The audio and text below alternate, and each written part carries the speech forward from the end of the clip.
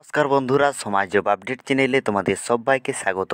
তো বন্ধুরা, আজকে আমরা চলে এসেছি নতুন একটি বিজ্ঞপ্তি নিয়ে। এই বিজ্ঞপ্তিতে তোমাদের শুধুমাত্র মাধ্যমিক পাশে নিয়োগ করানো হবে এবং এখানে অসংখ্য শূন্যপদ রয়েছে, যেটা তোমরা শুধুমাত্র মাধ্যমিক পাস যোগ্যতায় চাকরিটি করতে পারবে।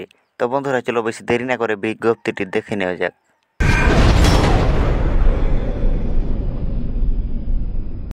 Central industrial security force CISF 1124টি কনস্টেবল বা ড্রাইভার ও অপারেটর পদে তোমাদের নিয়োগ হতে চলেছে। এখানে শুধুমাত্র মাধ্যমিক পাস যোগ্যতায় তোমাদের নিয়োগটি হবে। এখানে কেন্দ্রীয় সরকারের রাষ্ট্র মন্ত্রকের অধীনে central industrial security force driver, constable driver ও ড্রাইভার কাম পাম্প অপারেটর বা কনস্টেবল পদে তোমাদের 1124 জন ছেলে নিচ্ছে। এখানে তোমাদের শিক্ষাগত যোগ্যতা দেওয়া রয়েছে মাধ্যমিক পাস ছেলেরা ভারী মোটর ভেহিকেল বা ট্রান্সপোর্ট ভেহিকেল, হালকা মোটর ভেহিকেল ও মোটরসাইকেল গিয়ার সহ চালানোর বৈধ লাইসেন্স থাকলে ওই দুই পদের জন্যই ডাইরেক্ট প্রার্থী হিসেবে আবেদন করতে পারবেন। এখানে তোমাদের মাধ্যমিক পাস ছেলেমেয়েরা ভারী মোটর ভেহিকেল বা ট্রান্সপোর্ট ভেহিকেল, হালকা মোটর ভেহিকেল এবং মোটরসাইকেল গিয়ার সহ চালানোর তোমাদের যদি লাইসেন্স থাকে, তাহলে তোমরা কনস্টেবল পদে এবং ড্রাইভার ও অপারেটর পদে কিন্তু আবেদন করতে পারবে। হালকা ও ভারী গাড়ি চালানোর কাজে অন্তত 3 বছরের অভিজ্ঞতা থাকতে হবে। অভিজ্ঞতা হিসাব করা হবে হালকা গাড়ি চালানোর বৈধ লাইসেন্স পাওয়ার তারিখ থেকে। বয়স তোমাদের হচ্ছে 4/3/2025 হিসাবে তোমাদের এখানে 21 থেকে 27 বছরের মধ্যে। তাহলে তোমাদের যদি 18 বছর বয়সে তোমরা যদি ড্রাইভিং লাইসেন্স অ্যাপ্লাই করে থাকো, তাহলে তোমাদের 3 বছর পরে 21 বছর হবে। সেই হিসাবে এখানে 21 বছর থেকে 27 বছরের মধ্যে বয়সটি দেওয়া হয়েছে। তপশিলীরা 5 বছর, OBC সম্প্রদায়ের প্রার্থীরা 3 বছর এবং CISF এ কর্মরত 10 বছর আর প্রাক্তন সমরকর্মীরা যথার্থ বয়সে ছাড় পেয়ে যাবেন। এরপরে এখানে শরীরের মাপজোক এখানে কি দেওয়া রয়েছে। শরীরের মাপজোক হতে হবে তোমাদের লম্বায় অন্তত 167 সেমি। অসম, ত্রিপুরা, গোর্খা ও সিকিমের ছেলেরা আর তপশিলি উপজাতি সম্প্রদায়ের ছেলেরা 7 সেমি ছাড় পেয়ে যাবে। এখানে বুকের ছাতি তোমাদের না ফুলিয়ে 80 সেমি ও ফুলিয়ে 85 সেমি হতে হবে। এখানে উচ্চতা ও বয়সের সঙ্গে সামঞ্জস্যপূর্ণ ওজন থাকতে হবে। ওজন নিয়ে কিন্তু কোনো রকম এখানে বাধ্যবাধকতা দেওয়া নেই। তোমাদের হাইট হিসেবে তোমাদের ওয়েট এখানে মেনটেন থাকতে হবে।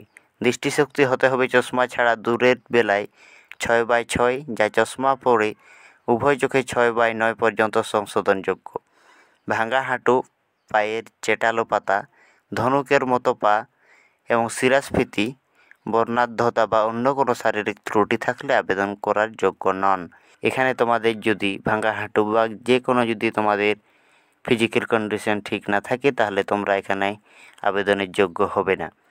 এখানে মূল মাইনে থাকছে তোমাদের 21,700 থেকে 69,100 টাকা পর্যন্ত। শূন্যপদ এখানে আগেই তোমাদের বলে দিয়েছি 1124টি তোমাদের শূন্যপদ রয়েছে।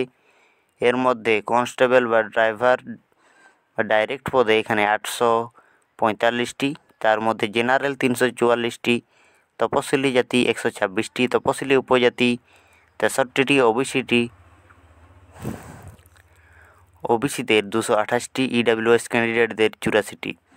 এর মধ্যে প্রাসকও থাকছে তোমাদের 85টি। ড্রাইভার কাম পাম্প অপারেটর বা কনস্টেবল এখানে এই পদে তোমাদের থাকছে 279টি। 279টির মধ্যে তোমাদের জেনারেল ক্যাটাগরিতে থাকছে 116টি, তপশিলি জাতিতে থাকছে 41টি, তপশিলি উপজাতিতে 20টি, ওবিসিতে 75টি, EWS ক্যান্ডিডেটদের জন্য 27টি। এর মধ্যে প্রাসকও থাকছে তোমাদের 28টি। প্রার্থী বাছাই পদ্ধতি এখানে কী দেওয়া রয়েছে। প্রার্থী বাছাইয়ের জন্য প্রথমে বয়স, শিক্ষাগত যোগ্যতা, উচ্চতা, বুকের ছাতি ও ড্রাইভিং লাইসেন্স, অভিজ্ঞতা ইত্যাদি দেখা হবে। এরপর শারীরিক সক্ষমতার পরীক্ষায় থাকবে 3 মিনিট 15 সেকেন্ডে 800 মিটার দৌড় এবং 3 সুযোগে 11 ফুট লং জাম্প, 3 সুযোগে 3.5 ফুট হাই জাম্প। এখানে তাহলে তোমাদের লং জাম্প থাকছে 11 ফুট এবং তোমাদের হাই জাম্প থাকছে 3 ফুট। ওপরের সব পরীক্ষায় কোনো একটিতে সফল না হলে বাতিল করা হবে। তোমাদের কিন্তু সবগুলোতে এখানে কোয়ালিফাই করতে হবে। 800 মিটার দৌড়েও এখানে কোয়ালিফাই করতে হবে এবং লং জাম্প এবং হাই জাম্প দুটোতেই এগুলোতেই কিন্তু কোয়ালিফাই করতে হবে, না হলে তোমাদের এখানে বাতিল করা হবে। শারীরিক সক্ষমতার পরীক্ষা সফল হলে এখানে 130 নম্বরের ট্রেড টেস্টে থাকবে। এইসব বিষয়ে তোমাদের এখানে বিষয়গুলো বলে দেওয়া হয়েছে। শারীরিক সক্ষমতার পরীক্ষা হবে, তারপরে তোমাদের এখানে ট্রেড টেস্ট থাকবে। এখানে যে পয়েন্টগুলো দেওয়া রয়েছে, এখানে 1 নম্বরে থাকছে হালকা গাড়ি চালানোর টেস্ট, তোমাদের 50 নম্বরের দেওয়া হবে। হালকা গাড়ি চালাতে পারলেই তোমাদের 50 নম্বর পেয়ে যাবে তোমরা। ভারী গাড়ি চালানোর টেস্টও দেওয়া হবে, এইটাতেও তোমাদের 50 নম্বর থাকবে। এবং 3 নম্বরে থাকবে মোটর মেকানিকের কাজের জ্ঞান ও ছোটোখাটো গাড়ি মেরামতির কাজের পরীক্ষা। এখানে ছোটোখাটো যদি একটি গাড়ি তোমাদের খারাপ হয়ে যায়, সেটা তোমরা কিভাবে নিজে থেকে রিপেয়ার করবে, সেটা হচ্ছে তোমাদের 30 নম্বর। এরপরে কোয়ালিফাইং নম্বর হিসেবে হালকা গাড়ি চালানোর জন্য 25, ভারী গাড়ি চালানোর জন্য 25 আর মোটর মেকানিকের জন্য 15 নম্বর পেতে হবে মাস্ট। এটা তোমাদের থাকছে। হালকা গাড়ি চালানোর টেস্ট যখন হবে তোমাদের 50 নম্বরের, সেটাতে মিনিমাম তোমাদের 25% নম্বর পেতে হবে। ভারী গাড়িতেও তোমাদের সেম 25 নম্বর পেতে হবে। এবং তোমাদের সারাসারির ব্যাপারে এখানে 30 নম্বরের থেকে 15 নম্বর তোমাদের পেতে হবে, তাহলেই তোমরা কিন্তু এখানে কোয়ালিফাই করবে।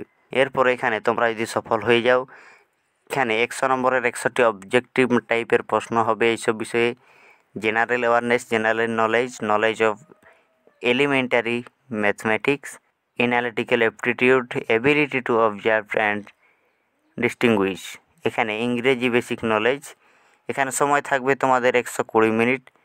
নেগেটিভ মার্কিং এখানে দেওয়া নেই। লিখিত পরীক্ষা 35% এখানে তোমাদের নম্বর পেতে হবে, তাহলেই তোমরা এখানে কোয়ালিফাই করতে পারবে। নম্বর পেলে সফল হবেন না।